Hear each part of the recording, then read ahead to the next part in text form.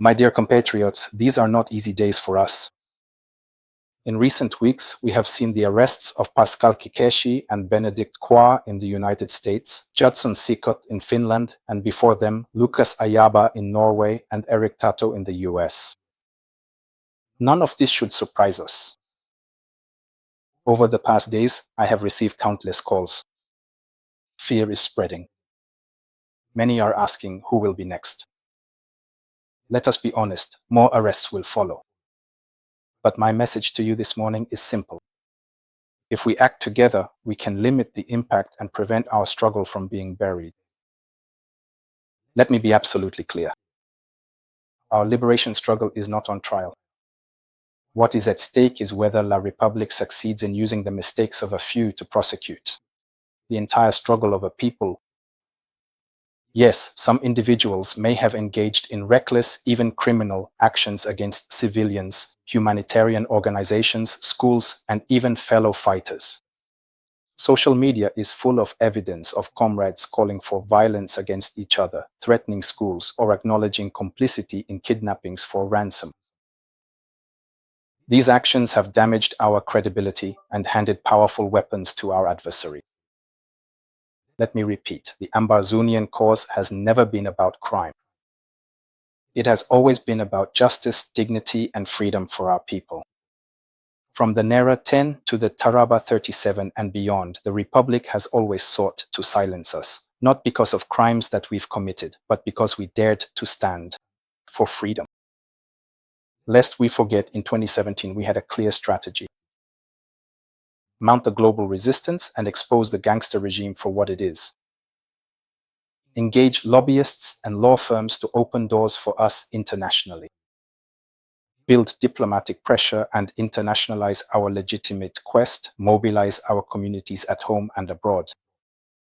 But instead of uniting behind this strategy, some mocked diplomacy, rejected outreach, and unleashed a campaign of lies, deceit, and easy victories, even turning their weapons on their own people. While they sold seats of division, Gear adapted. He hired lobbyists, paid law firms, and upgraded his machinery of suppression. Today, we are paying the price of those divisions.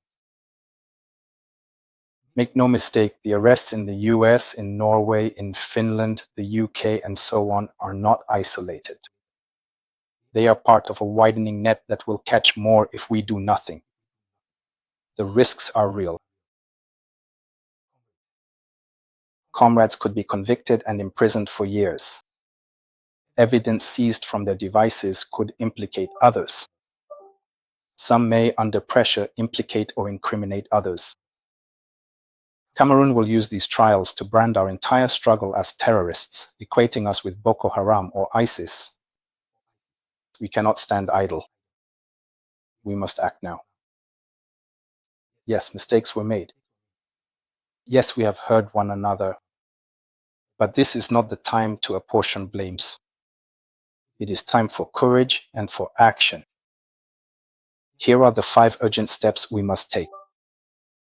1. Initiate a legal defense. No comrade should face trial without fair representation.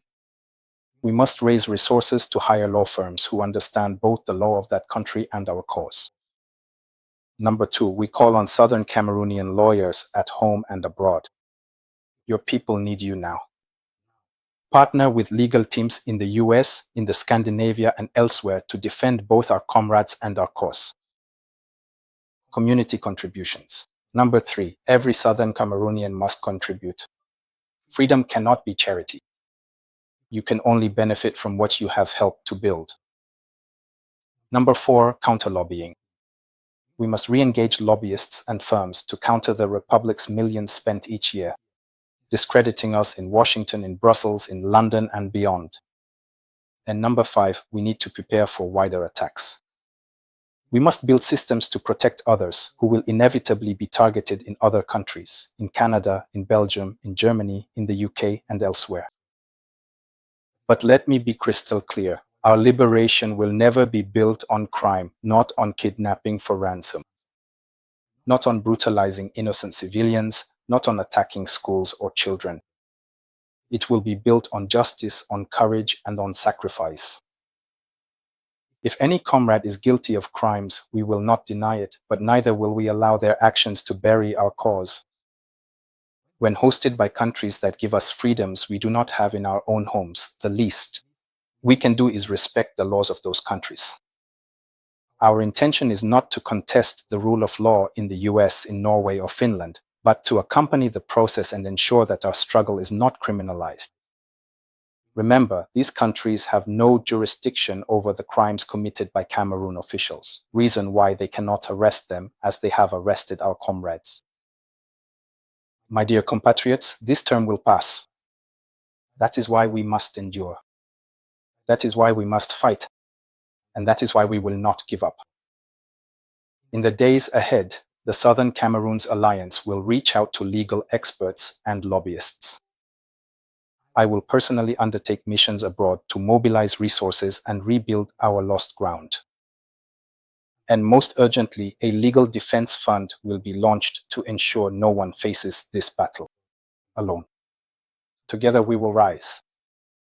Together we will prevail. I thank you.